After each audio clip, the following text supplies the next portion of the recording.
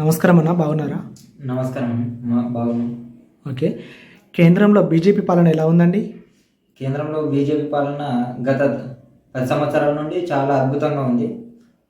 నరేంద్ర మోడీ గారు చేస్తున్నటువంటి పనుల ద్వారా ఇంకా ఈసారి కూడా సీట్లు ఎక్కువ వచ్చే అవకాశం ఉంది. ఎందుకంటే విదేశాలలో జరిగే యుద్ధాలను ఆపే శక్తి మన భారతదేశానికి తీసుకొచ్చిన ఘనత కూడా నరేంద్ర మోడీకి దక్కుతుంది. కాబట్టి ఈసారి గణనీయంగా ఉంటుందని అభిప్రాయపడుతున్నాం. ఓకే. మోదీ మళ్ళీ గెలుస్తారంటారా?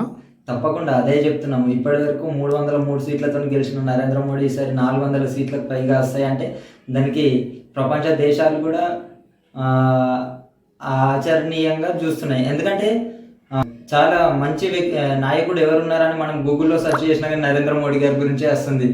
కాబట్టి అసంటి నాయకుడిని మనం వదులుకునే ప్రసక్తి లేదు. ఎందుకంటే అసంటి నాయకుడిని వదులుకుంటే గతంలో జరిగిన ఏంటంటే మన బార్డర్లో ఉన్నటువంటి సైనికులను తలలు నరకయి పోయిన పరిస్థితి ఉంది పాకిస్తాన్. అప్పుడు ఉన్నటువంటి కాంగ్రెస్ ప్రభుత్వం ఏం చేయలేదు. ఇప్పుడు మన దేశంలో ఉన్నటువంటి సైనికుడు ఆ దేశంలో పడితే కూడా వాళ్ళు భయపడుతూ మన డైరెక్ట్గా మన సైనికులను మన దేశానికి పంపించే ఘనత ఈరోజు కనిపిస్తుంది. ఓకే. అవినీతి లేకుండా, కుంభకోణాలు లేకుండా బీజేపీ పాలనపై మీ అభిప్రాయం ఏంటి? అవినీతి అనే విషయంలో నరేంద్ర మోడీకి అసలు అవకాశమే లేదు. ఎందుకంటే అవినీతి రహిత పాలనే నరేంద్ర మోడీ గారి లక్ష్యం. కాబట్టి అదే దిశగా ముందుకు పోతాడు. ఎందుకంటే కుటుంబ వ్యవస్థను ఆచరించే ఈ పార్టీలు ఉన్న ఈ వ్యవస్థలో నరేంద్ర మోడీ అసంటి నాయకుడు ఉండడం అనేది చాలా అదృష్టము. అది మా తరంలో ఉండడం మా అదృష్టం. ఎందుకంటే అసంటి నాయకుడు ఉంటేనే ఈరోజు దేశము మన జీడిపి విషయంలో కావచ్చు, ఎంత గ్రోత్ వచ్చిందనే విషయం కూడా మనకు ఈరోజు ఏర్పడుతుంది. కేంద్రం ప్రవేశపెట్టిన పథకాలు ఎలా ఉన్నాయి? నరేంద్ర మోడీ గారు A to Z అంటే ఒక అక్షరాన్ని కూడా వదలకుండా దాదాపు ఆవాస్ యోజన కొన్ని మొదలుకుంటే డిజిటల్ ఇండియా, మేకింగ్ ఇండియా ఇట్లా పథకాలు చెప్పుకుంటూ పోతే A to Z అంటే 26 అంటే 100 పథకాలకు పైగా జనాలకు అందుబాటులోకి తెచ్చిండు. పథకాలు కూడా ఇంప్లిమెంటేషను ఫస్ట్ ఉన్నటువంటి వ్యక్తి నుండి క్రింది స్థాయి వ్యక్తి వరకు కూడా సేమ్ అదే పథకం అనేది కేంద్రం నుంచి అందుతుంది. కానీ రాష్ట్ర ప్రభుత్వాలు కాంగ్రెస్ ప్రభుత్వంలో ఎవరికి అందాల్లో వాళ్ళ కార్యకర్తలకే కానీ వాళ్ళ అనుబంధ వ్యక్తులకే అందినాయి తప్ప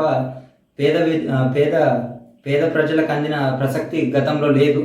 కానీ ఇప్పుడు పార్టీలకు అతీతంగా ఈరోజు పథకాలు అందుతున్నాయంటే అది నరేంద్ర మోడీ గారి నాయకత్వమే అని చెప్తాం. తెలంగాణలో ప్రస్తుతం బీజేపీ పరిస్థితి ఏ విధంగా ఉంది? బీజేపీకి ఈసారి తెలంగాణలో తక్కువ సీట్లు వచ్చినాయి, అది వాస్తవమే. కానీ ప్రస్తుతం ఉన్న ముఖ్యమంత్రిని, గతంలో ఉన్నటువంటి ముఖ్యమంత్రిని ఓడించే స్థాయిలో కూడా బీజేపీ ఉన్నదని గట్టిగా చెప్పగలుగుతాం. ఎందుకంటే యునానిమస్గా నాకు తిరిగే లేదన్నటువంటి కేసీఆర్ని ఇలా ఫామ్ హౌస్కు పరిమితం చేసిన ఘనత బీజేపీదే.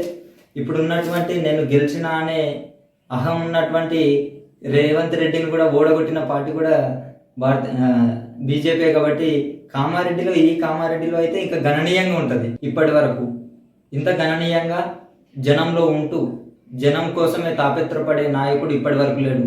స్వయాన తన సొంత తల్లి చనిపోతే కూడా కార్యక్రమానికి హాజరయ్యి తదుపరి కార్యక్రమం జనాల గురించి మన భారత్ రైలును ప్రవేశపెట్టినటువంటి ఘనత నరేంద్ర మోడీ గారిది. అంత గతంలో ఇటువంటి నాయకుడు ఇప్పటి వరకు రాడు కూడా. ఈయనను మిస్ చేసుకుంటే చేతులార అన్యాయం ఏం చేసుకున్న వాళ్ళం అవుతాం. ఎందుకంటే ఎటువంటి లీవ్స్ లేకుండా ప్రజల గురించే పరితపించే వ్యక్తి ఇప్పటి వరకు గతంలో చూసుకున్నా, ఇప్పటికి చూసుకున్నా, తర్వాత తరానికి చూసుకున్నా రాడు అనేదే మా ఒపీనియన్. మొన్న ఒక ప్రెస్ మీట్లో అడిగారు, నరేంద్ర మోడీ గారి ఉత్సాహం చూస్తే 2028కి ప్రిపేర్ అవుతున్నది అని అక్కడ ఉన్నటువంటి యాంకర్ అడగడం ద్వారా ఆయన చెప్పిన విషయం ఏంటంటే 2047 వరకు భారతదేశం అభివృద్ధి చెందింది ఉంటుంది, నేను దాని గురించి ఆలోచిస్తున్నానని చెప్పడం జరిగింది.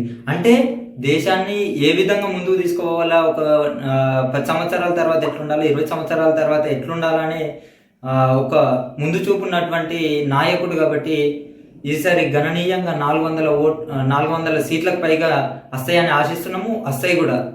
ఈసారి తిరుగులేని శక్తిగా ఈసారి బీజేపీ, నరేంద్ర మోడీ గారు ఎదుగుతారు.